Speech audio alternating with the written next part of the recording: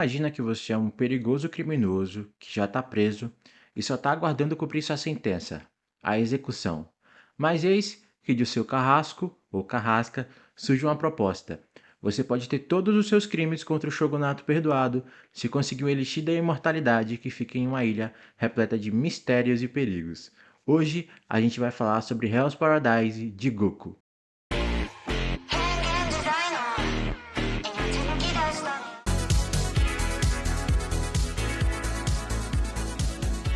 Olá, eu sou o Lua e esse é o Mundo do Lua, um espaço onde a gente vai falar sobre animes e mangás de uma maneira mais confortável, digamos assim. Eu quero estar sempre tendo essa conversa com você de uma maneira simples, é como se eu estivesse sentado, você estivesse na minha frente e a gente estivesse batendo um papo sobre isso.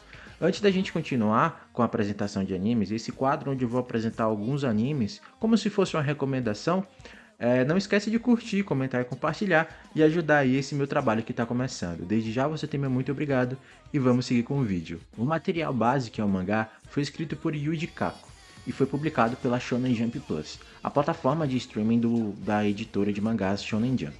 Ela foi publicada de janeiro de 2018 a janeiro de 2021, totalizando 13 volumes ao todo. Aqui no Brasil, esse mangá ele foi publicado pela Panini também em 13 volumes.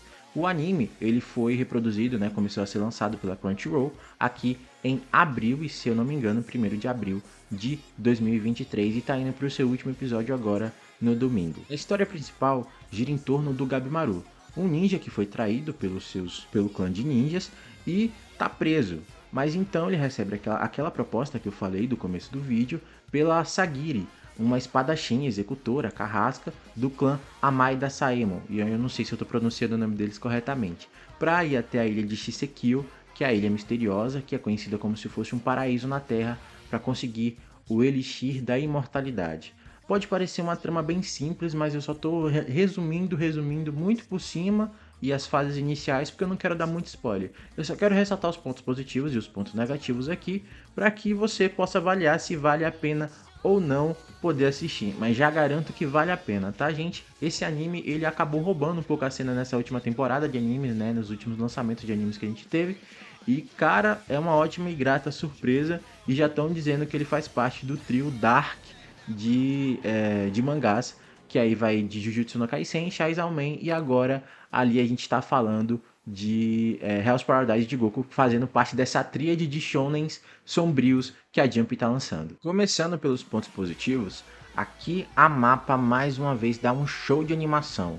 A Mappa e a Ufotable, que é que produz Demon Slayer, cara, eles estão indo muito bem na animação e estão levando as animações em outro patamar. Poderia estar citando a Toei Animation agora também com One Piece, mas a Mappa, que é quem produz Hell's Paradise de Goku, tá fazendo um trabalho incrível. E vale lembrar que a Mappa também, salvo me engano, produz, além de Shingeki no Kyojin, produz também Jujutsu no Kaisen, que são animes que entregam sempre uma alta qualidade nas suas animações. Aqui não é diferente.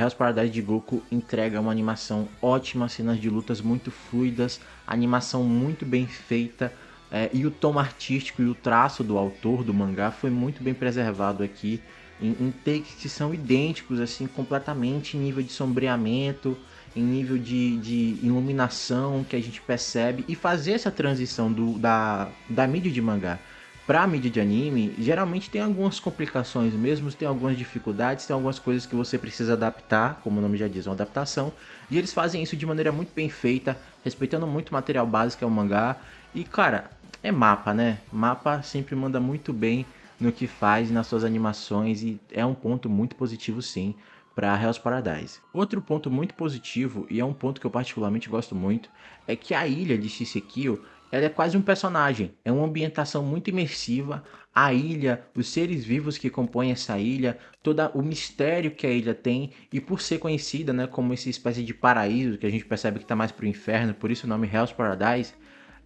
ele tem essa estética de ser um lugar lindo, ao mesmo tempo muito perigoso, com um sincretismo religioso muito grande, que a gente vê coisas budistas, coisas taoístas, religiões asiáticas de maneira em geral, todas ali misturadas, e isso também é um questionamento dos personagens de Hell's Paradise, esse sincretismo religioso, esses elementos que estão ali compondo esse ar sacro que a ilha tem, ou que pelo menos se pretende a ter, mas ao mesmo tempo a gente encontra aberrações da natureza, criaturas completamente amórficas, assim, bizarras mesmo, e é como se fosse um personagem, sabe? A ilha ser uma espécie de personagem é muito interessante. Eu adoro quando alguma obra, alguma série, algum anime trabalha a ambientação como se fosse um personagem, como se fosse essencial para poder se contar uma história. E Hell's Paradise tem esse ponto muito positivo porque a ilha realmente é um personagem muito importante para essa narrativa grande, essa grande narrativa que Hell's Paradise é. Antes da gente seguir para os pontos positivos, né, para os pontos positivos que faltam, eu vou pedir novamente para você curtir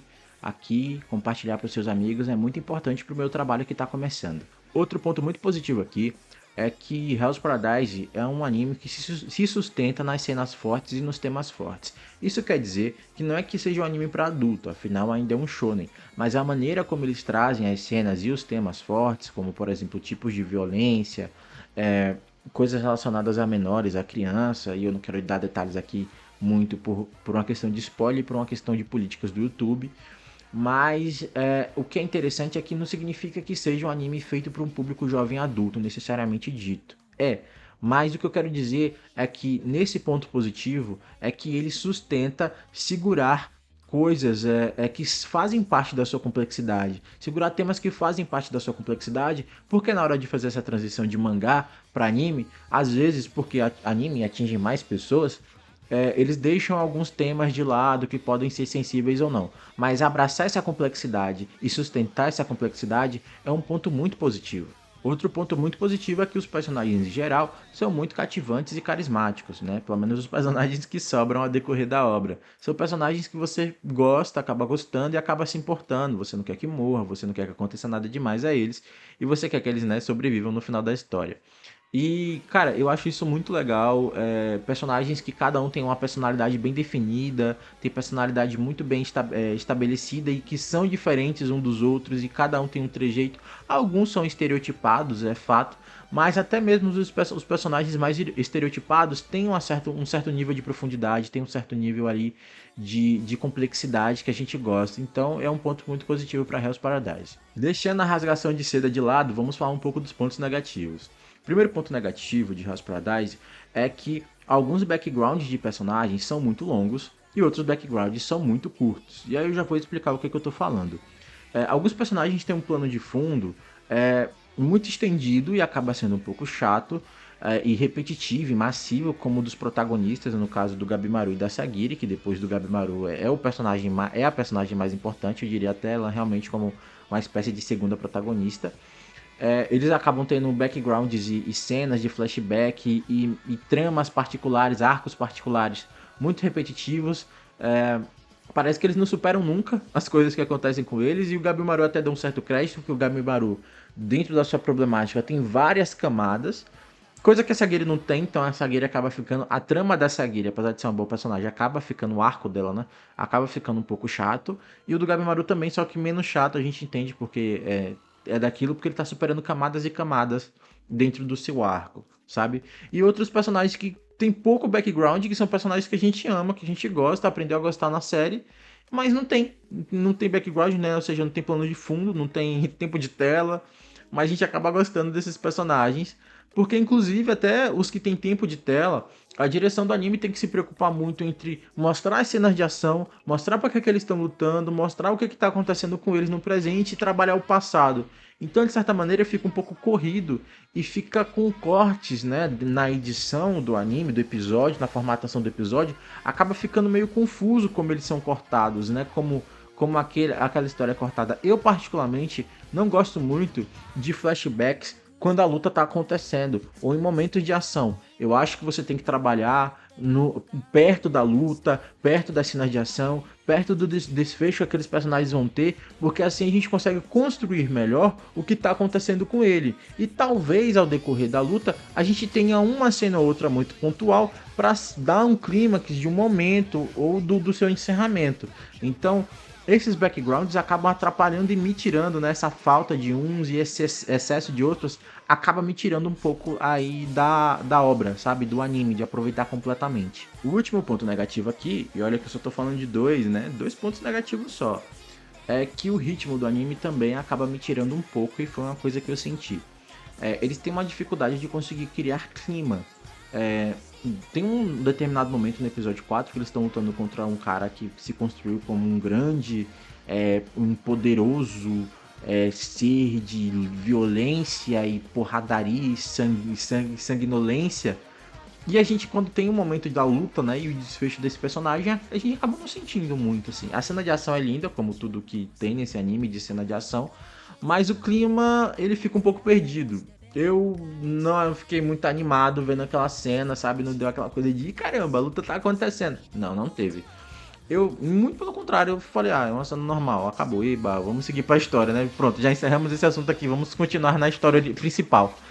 Porque não que se criou clima, não se construiu o momento, não se teve, sabe, uma elevação daquele momento na narrativa. E aí a roteirização acaba pecando um pouco também na hora de se criar cenas de ação. Tem uma determinada cena mais pro final agora dessa temporada, né? Que só tá, como eu já disse antes, só tá faltando um episódio para acabar, que o nosso protagonista vai lutar contra uns caras que aparentam seus inimigos finais e ele só sai, vai, não tem construção de momento, não tem, sabe, nada, um pouco de drama que é muito importante para construir o momento, não tem nada, ele vai lá, começa a lutar e algumas pessoas podem gostar disso porque podem achar muito objetivo, mas eu achei um pouco que eles pecam um pouco nisso, nessa roteirização de criação de clima, de ritmo também. Às vezes eu sinto que tá um pouco lento demais, eles estão trabalhando coisas que não deveriam trabalhar, enquanto outros que precisam de, né, outros momentos, outros núcleos que precisam de uma extensão maior pra gente entender a dinâmica deles, eles acabam deixando um pouco para trás. Talvez na segunda temporada